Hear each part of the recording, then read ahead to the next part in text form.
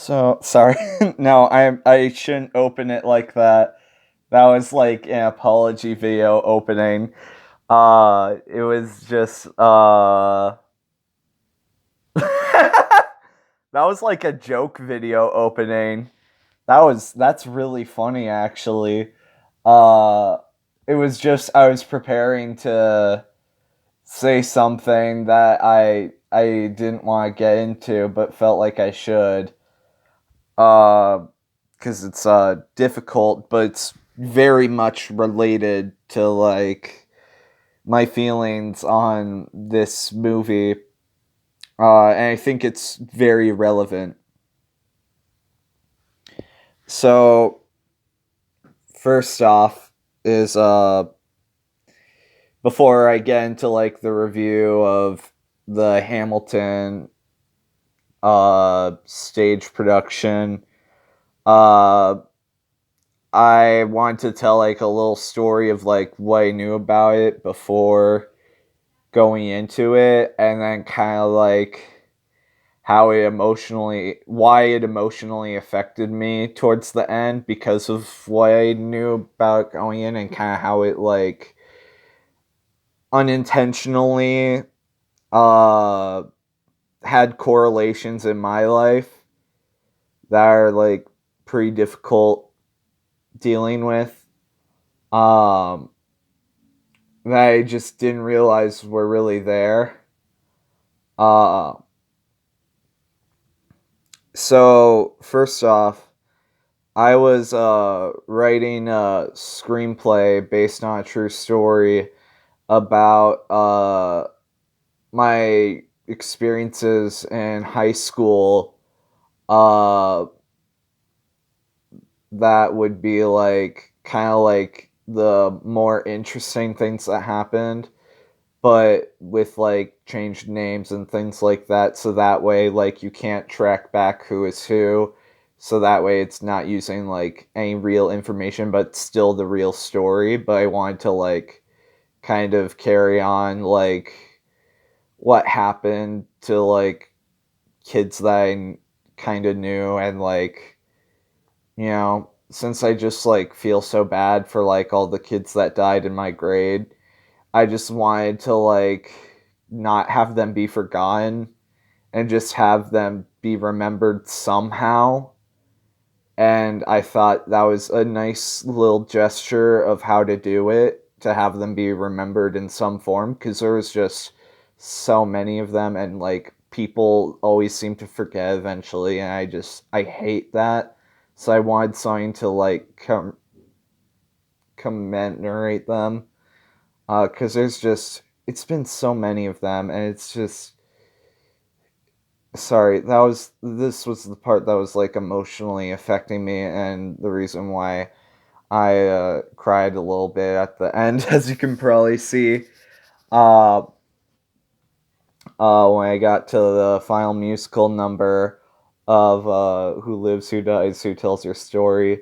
Uh, and this the reason why it reminds me of high school specifically was this Hamilton was super popular back in 2016, which was when I was in freshman year of high school. So like that was back before like most of the kids were alive, so it reminded me of that. So it was just like a really heavy blow to deal with, just thinking back on that while watching the movie. So I think that emotionally affected me more than the movie, though the movie definitely did, or I guess the musical, whatever you want to call it. Uh, it's weird. I usually don't cry during movies, but like just the real life experience attached to it, I'm not ashamed to admit, got me like pretty teary eyed at the end because of like how I felt it corresponded, and like I knew a lot of the songs from like how frequently I heard it that year from like my friends and other schoolmates, like playing it and stuff. Uh, but like I don't know, it just hit deeper this time now that high school's over for me. Now that I've like graduated high school, and yeah, it's just like, Yeah, it's just kind of emotional for me. So now that I got that out of the way, I'm trying to decide whether to review like the this this movie. I'm trying to decide if my score out of 10 should be like the stage production of it or Disney Plus's edit of the stage production, because those are two very different scores. So, to be more concise in this review, the stage production is way better than Disney Plus's edit of it. So, I just want to put it out there. It's a higher score out of 10, the stage production, than the Disney Plus edit. But for the sakes of the review, I think I'm gonna go with the Disney Plus edit for my review out of 10, since I am technically watching and reviewing the Disney edit, and that is all I have seen. I have not seen it in person, so this is my only experience with it.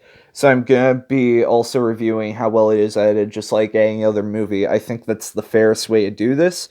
Just know that I would give this a higher rating if it was like the actual stage production, but since it's Disney, you know how they like to make everything worse.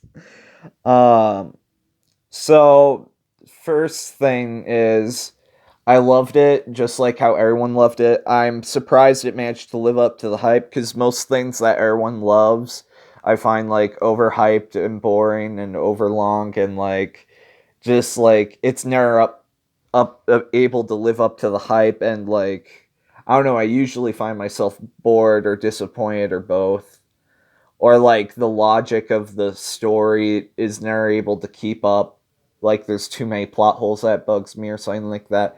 But no, this one was really good. There's a lot of like spectacle in here, and probably a lot of all the good things I'll say about it, everyone's probably said 1,000 times before, and I don't know because I'm late to the party.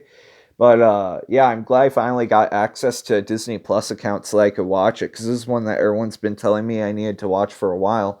There were some really cool things that they did for it just being like a musical that was just like Broadway, you know? So that was really cool how they managed to do some of the visual effects. Like, I'll try not to go into spoilers, but there were some, I'll just say, visual effects that left me going, how'd they do that? And stuff like that, that were like really cool to see.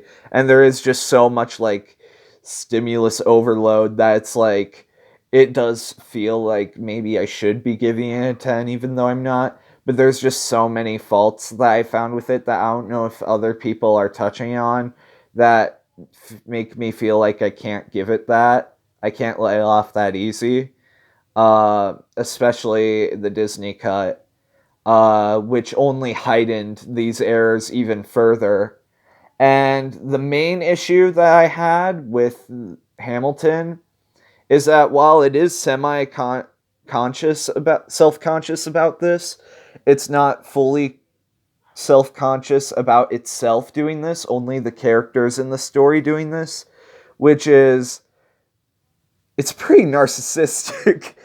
uh the way that the Disney and the creator of the story, both how they interact with the story itself, feel kind of egotistical and narcissistic. Like, they know what they've created is good, so they like do a lot of things during the movie that bugged me, of like how great it is, like trying to pretentiously shove it in your face. Uh like, one of those things is the opening of the movie, having all the wild crowd applause appear over the Disney logo, like Disney's the greatest thing ever. It is one of the things that immediately turned me off. Another thing was casting yourself as the cool guy is kind of like narcissistic, I thought. Sure, he does like get beat down and like revealed as more of a flawed character later on, but like throughout the first, before you get to the intermission, he's basically just like the cool guy. And I think that what especially makes this a problem for me is that if he was right for the part, like Buffalo 96 or whatever that movie was called, then I'd be fine with it. I'd be like, okay, that's another instance of a director being the main star and it doesn't feel like an overindulgence. But here, I don't buy the star slash writer slash producer as Hamilton. Like, he doesn't really feel like that historical figure to me. And, like, sure, I do know that they are, like, race and gender swapping and like stuff like that with some of the characters, so it's not technically, it's like a new interpretation of these characters. I mean, real people, it's obviously a real story, but I don't know, it just, he didn't really give off the qualities that Hamilton gave off to me. I always felt like he was, and maybe he actually is like he was portrayed, but I just never got the sense of that when I learned about Hamilton. So it could just be me. Like, these are all totally just my opinions. I could totally be wrong on all these. So feel free to call me out and tell me I'm wrong, because I could be. I could be wrong on this. I will say that. I could be wrong on any number of these reviews. I'm just yeah. I just wish that they would have kept it a little bit more humble in how they approached it. Uh, but other than that, like, there isn't really terribly much to complain about. It's not a perfect 10 like everyone else said it was, but it's like a solid 9.25 out of 10. It's still extremely good. Like, don't get me wrong, I loved it. The pacing wasn't half bad once you could truly sink yourself into it. It was extremely impressive. A lot of the rhyming and like different meshes of styles, and there's just a lot of stuff in there that I hadn't seen before. Uh, like, there's just a lot of originality in there, and I like the overall presentation style, and like the songs were killer. And yeah, there's just a lot to love in it that I think everyone else has touched on. That's why I wanted to touch on more my grievances, because I know everyone else has talked about, dude, I love Hamilton, because that's literally everyone. So that's why I wanted to touch a little bit more on what bugged me, because I don't think anyone comments on what bugs them, because everyone wants to give it a 10. But like 9.25 out of 10 is still extremely high. Like, I would still not complain if this won Best Picture at the Oscars. It probably will. But it being a Broadway and a Disney Plus thing may exempt it. I don't know. But there's still a lot more movies I'm looking forward to that were supposed to come out this year. That might be better choices, but I guess we'll just have to see. Anyways, there were also some editing things that I found were kind of weird in the movie.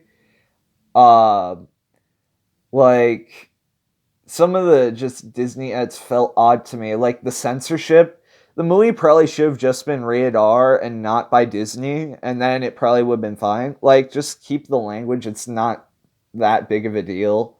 Uh, and there wasn't that much actually. Uh, it was just like five f bombs, I think, and they didn't even keep a full one. I was told they had a full f bomb, but they didn't. Which I thought was weird, because for PG-13 movies, you can keep like three f-bombs and still get away with it. Heck, they literally could have kept all the f-bombs and made it PG-13, I think. Because I watched this one movie, I forget what it was. It was The Imposter with Gary Sinise, and that one had like 8 f-bombs in it, and somehow got PG-13 and not R. I don't know how. But like, I looked on the back of the case and it says PG-13, so unless that's a misprint, like, I don't even know. Sorry that I went off on a tangent there. The acting is extremely good from everyone. Even though I do complain about the lead being miscast, the acting is still good from literally everyone. All the music is good. It's all well written. Uh, the cinematography, which is a new addition, is pretty well done. It's not like it's all bad news on the Disney front. It's nice to be able to see everyone's faces on this Broadway thing, because I know when you watch a lot of Broadway, you usually can't see expressions. Uh, I know when I did theater at the high school, I was so mad that whenever I watched videotape recordings, you could never see any of our expressions, even though we were doing them. Because I was like, oh man, you're missing half the fun. But yeah, that also kind of what I was thinking of during the movie. Yeah, there's a lot of stuff that I didn't know about Alexander Hamilton that I learned too, so that was cool. Uh, what else haven't I touched on? I know there's a lot because there's this movie is a lot. Uh, there is something else. I'm trying to remember what it was. Uh, gosh, can I remember? I had it a minute ago, but now I can't remember. It's not this, but the whole time throughout the movie, I couldn't stop thinking of the Jax Films video on it. I don't know if any of you know who that is, probably. But I just couldn't get that out of my head while I was watching it. I'm sorry. Uh, I was still able to take it seriously while watching it, though. Oh, that's what it was. I wasn't expecting the movie to be kind of funny, actually. I thought it was going to be super serious with itself. But I should have figured with it mixing all those musical styles like hip hop and rap and stuff, that wasn't going to take itself too seriously. So that was definitely a positive addition that made it way more fun. Like, it didn't, like, take away from the experience. It really added a little spark to it. Because, like, historical nonfiction, like, usually is so dour and self-serious that, like, becomes a bit of a slog to get through, but not this one. So yeah, there's definitely a lot of things I really liked from it. Uh, throughout the first 30 minutes of the movie, it felt like each musical number became like my new favorite one after the other. And I was like, wow, this movie just keeps heightening. It kind of feels like Goodfellas in that sense. But there's just a lot to like in the movie. I it's like a definite recommendation for me. If you have Disney Plus, you should definitely check it out. Thanks for watching. Bye.